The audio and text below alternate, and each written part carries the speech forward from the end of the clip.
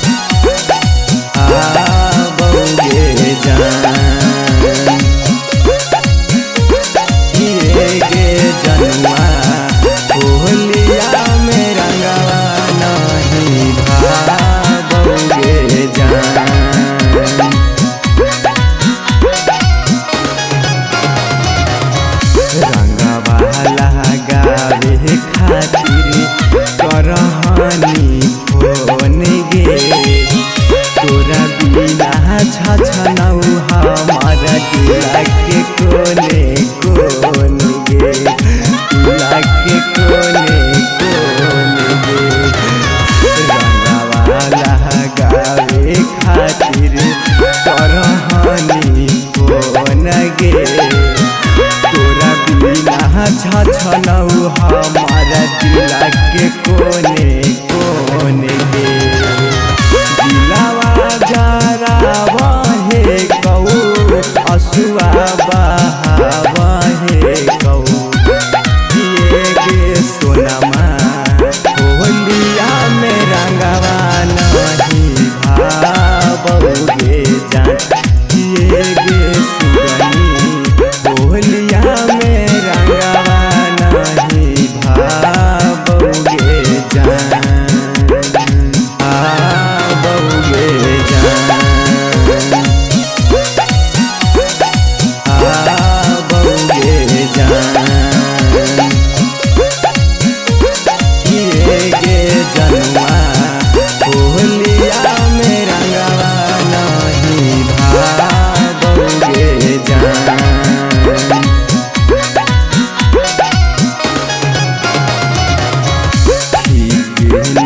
कैनी प्रेमी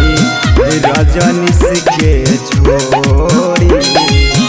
रंगवा लह गई तई करा अब के गे गोरी अब के गे गोरी कैनी आर्या मोहनीश के छोड़ी करा के रंगवा गे गोरी काहे तड़पावा होगे हम के रोबावा होगे किए गे सोनमा होलिया में रंगो नहीं भावोगे जा किए गे सुगनी होलियो में